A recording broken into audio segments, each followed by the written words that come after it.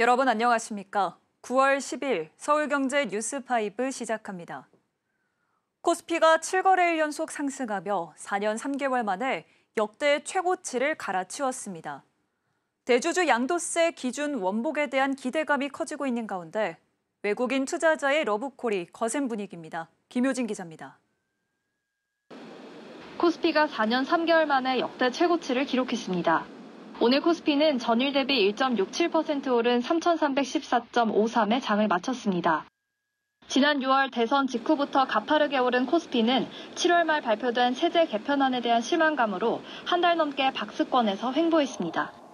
숨고르기를 마친 코스피가 이달 들어 대주주 양도세 기준 완화 조짐과 함께 재차 상승 가도를 달리고 있습니다.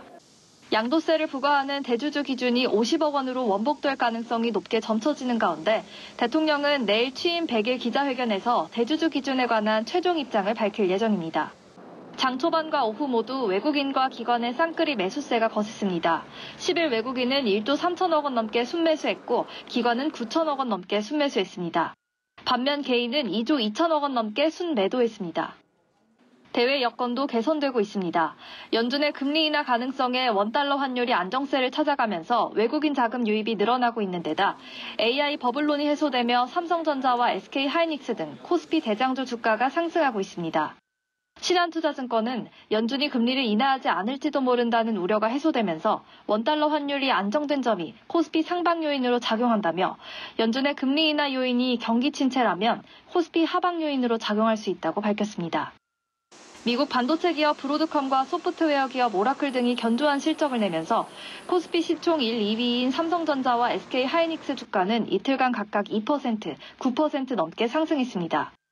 여기에 자사주 소각 의무화가 포함된 3차 상법 개정안이 국회 논의를 앞두고 있는 점도 증시 상승의 동력으로 작용할 전망입니다. 서울경제TV 김효진입니다. 현대자동차가 9일 독일 미넨에서 열린 유럽 최대 모빌리티 쇼 IAA 모빌리티 2025에서 소형 전기 콘셉트카 콘셉트 3를 공개했습니다. 앞서 전기차 브랜드 아이오닉의 준중형, 중형, 대형 라인업을 구축한 현대차는 콘셉트 3를 통해 소형 차급까지 범위를 확장한다는 계획입니다. 독일 미넨에서 이혜란 기자입니다. 독일 민헨 루트비히 거리에 세워진 7m 높이의 대형 부스. 시민들이 길을 따라 걸으며 미래 모빌리티를 보고 체험합니다. 이곳은 IAA 모빌리티 2025의 도심 전시 공간인 오픈 스페이스 현장입니다. 현대차는 IAA 복귀 무대를 4년 만에 이곳 도심 한복판에 꾸렸는데요. 시민 곁에서 브랜드를 알리며 유럽 입지 강화에 나섰습니다. 현대차는 이번 IAA 모빌리티에서 아이오닉 브랜드의 첫 소형 전기차 콘셉트 3를 세계 최초로 공개했습니다. 전동화 전환 속도가 빠르고 해치백 수요가 큰 유럽 시장에서 콘셉트 3를 처음 공개해 아이오닉 브랜드의 위상을 높인다는 전략.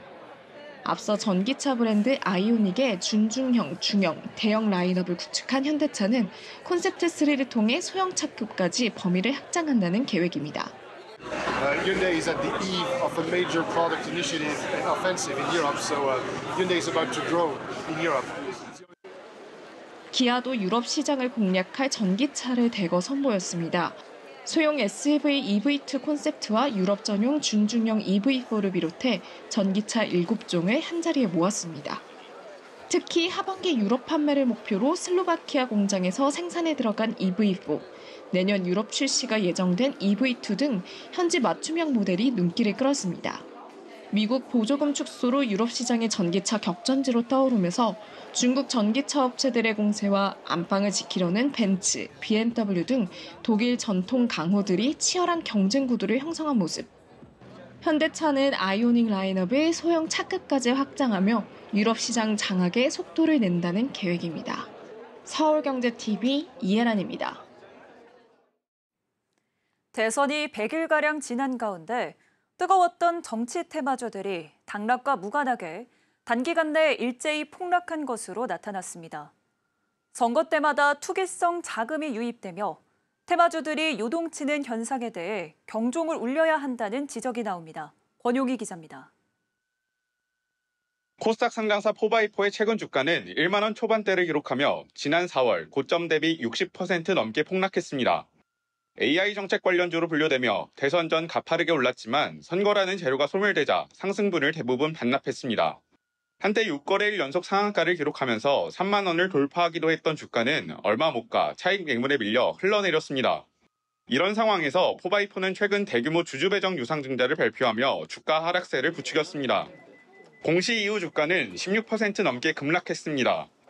회사는 300억 원가량을 조달한다는 계획인데 주가 하락세가 이어진다면 규모는 줄어들 수 있습니다. 대표적인 정치 테마주로 분류되는 오리엔트 전공 주가 하락은 더욱 두드러집니다. 이 업체 주가는 지난해 12월 초 1,000원대를 기록했지만 계엄 사태 이후로 가파른 상승세를 보였고 올해 4월 1만 원 중반대까지 치솟았습니다. 이후 차익 매물이 대규모로 쏟아졌고 최근 주가는 3,000원대로 고점 대비 80% 넘게 폭락했습니다. 다른 대선 후보자 관련주도 상황은 비슷합니다.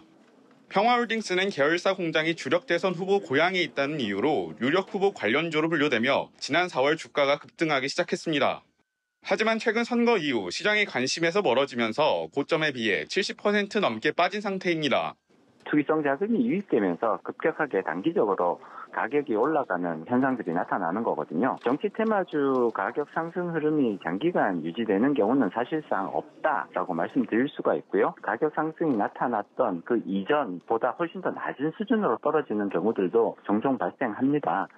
테마주는 합리적인 실적 개선 기대감이 근거하지 않는 등 위험성이 높아 향후 큰 손실로 이어질 수 있어 투자에 주의해야 한다는 목소리가 나옵니다. 서울경제TV 권용입니다. 애플이 지금까지 출시했던 아이폰 모델 중 가장 얇은 아이폰 에어를 공개했습니다. 삼성전자와 화웨이도 조만간 접는 스마트폰을 출시할 예정인데요. 하반기 스마트폰 시장 주도권 경쟁이 치열해지는 분위기입니다. 오동건 기자입니다. 애플이 지금까지 나왔던 아이폰 모델 중 가장 얇은 아이폰 에어를 공개했습니다. 두께 5.6mm로 기존보다 2mm 이상 얇아졌습니다. 삼성전자의 갤럭시 S25 슬림 모델인 엣지보다 0.1mm 얇아 눈길을 끌었습니다. 한국은 1차 출시국에 포함돼 11일부터 사전 주문, 19일부터 판매가 시작될 예정입니다. 일각에선 애플이 인공지능 기능보단 디자인 변화, 내구성 강화, 배터리 수면 연장 등에 초점을 맞추며 혁신은 없었다는 평가를 내놓고 있습니다. 실제로 이날 애플은 1시간 15분 정도 진행된 발표에서 쿡 CEO를 포함한 발표자들은 AI를 5번 언급하는 데 그쳤습니다. 개인화된 시리에 대한 언급도 없었습니다.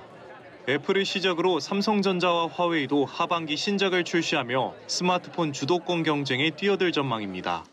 업계에 따르면 삼성전자는 10월쯤 갤럭시 언팩 개최를 검토하고 있습니다. 갤럭시 Z 트라이폴드와 함께 확장현실 헤드셋, 증강현실 스마트 글라스 등이 공개될 전망입니다.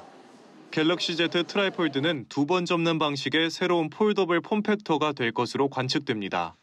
화웨이는 지난해 첫 트리폴드 폰 메이트 XT를 선보인 데 이어 이달 초 2번 접는 신제품을 공개했습니다. 전작과 동일하게 양옆으로 2번 접히는 Z자형 아웃폴딩 구조가 채택됐습니다. 두께 경쟁이 이어 접는 폰 경쟁까지 소비자들의 선택의 폭이 넓어지고 있는 가운데 차세대 스마트폰 시장의 핵심 경쟁력은 AI 기술이 될 거란 관측이 나옵니다. 서울경제TV 오동건입니다. 모바일 상품권 구매, 교통카드 충전 등 KT 이용자들의 무단 소액 결제 피해가 확산되고 있죠. 피해 사고 경로로 초소형 기지국의 악용 가능성이 제기됐는데요. KT는 어제부터 접속을 전면 제한했고 다른 통신사들도 점검에 나섰습니다. 김혜영 기자입니다. KT가 신규 초소형 기지국의 통신망 접속을 전면 제한했습니다. 최근 일어난 무단 소액 결제 사고 경로로 초소형 기지국이 지목됐기 때문. 최근 서울 금천과 경기 광명 등 피해가 발생한 지역에서 정체불명의 가상 기지국이 발견됐습니다. 해커가 일시적으로 가상 기지국을 세워 트래픽을 빼돌렸을 가능성이 제기된 건데 개인정보 탈취 경로로 이를 악용한 정황이 드러난 겁니다. 뚜렷한 해킹 경로가 확인된 건 아니지만 이번 소액결제 사태가 특정 지역에서 무더기로 발생한 것도 이 때문이라는 분석이 나옵니다. 과학기술정보통신부는 해커가 불법 기지국을 통해 개인정보를 탈취했는지 또 어떤 방식으로 무단 결제가 이루어졌는지를 정밀 조사하고 있습니다. SK텔레콤과 LG유플러스도 초소형 기지국 현황 점검에 나섰습니다.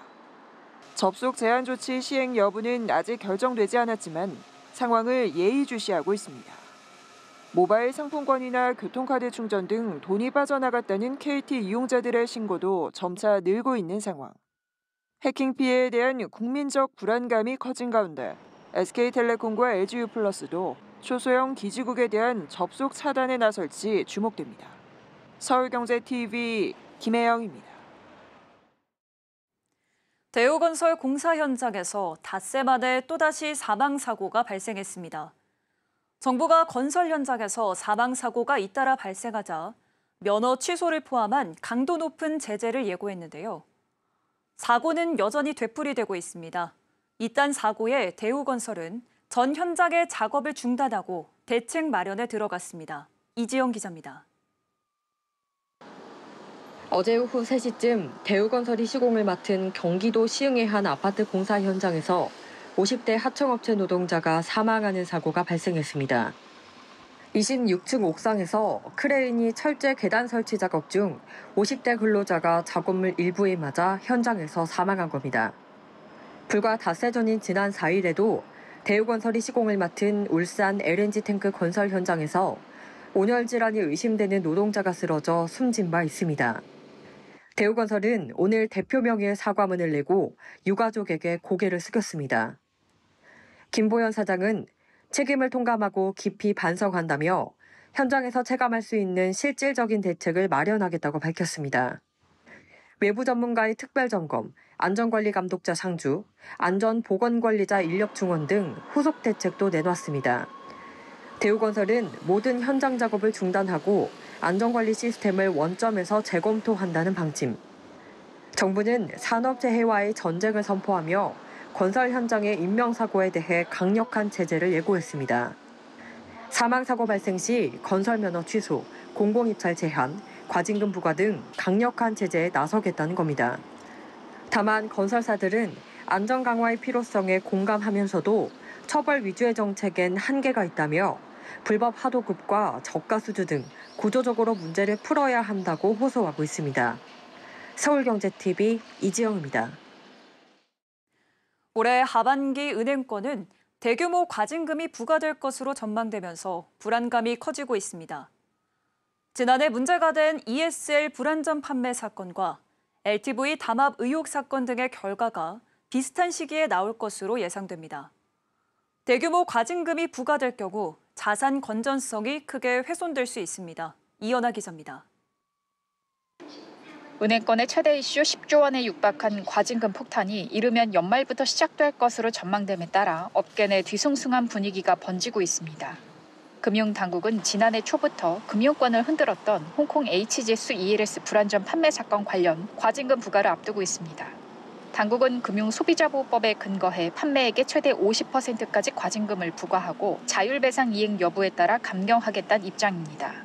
5대 시중은행의 판매금은 총 16조 원, KB국민은행이 8조 원대, 신한은행과 하나은행이 각각 2조 원대 등입니다. 이에 따라 최대 8조 원의 과징금 부과가 가능한 상황입니다.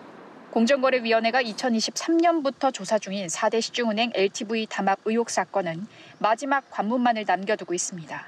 공정위는 4대 시중은행이 2020년부터 2년간 7,500개에 달하는 LTV 자료를 공유하며 정보 담합 행위를 벌여 부당 이득을 챙겼다고 판단했지만 은행은 모든 사실을 반박하고 있습니다. 관련 과징금은 최대 2조 원이 산정될 가능성이 제기됩니다.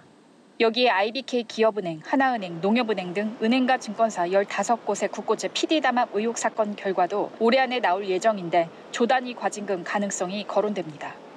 다만 사건별 당국과 공정위, 은행권 시각차가 크고 은행권에서는 담합 의혹을 전면 부인하고 있을 뿐 아니라 지난해부터 법적 대응을 준비하고 있어 과징금 부과 이후 행정소송으로 이어질 것으로 전망됩니다. 은행권에서는 바젤 규제상 과징금이 신용과 운영 리스크로 분류됨에 따라 과징금 전액과 과징금의 600%가 추가 위험 가중자산으로 잡히는 상황을 우려하고 있습니다. 결국 위험 가중자산 증가는 보통주 자본 비율 하락으로 이어져 기업 대출 축소와 주주 환원 여력 제한이 불가피할 것이란 의견입니다. 서울경제TV 이연아입니다. 국내 조선업체들이 세계 최대 가스 전시회인 가스텍에 참가해 친환경 기술 알리기에 나섰습니다. 탈탄소 시대를 대비해 미래 선박시장 주도권을 선점한다는 전략인데요. 어떤 기술들이 있는지 김보연 기자가 알아봤습니다.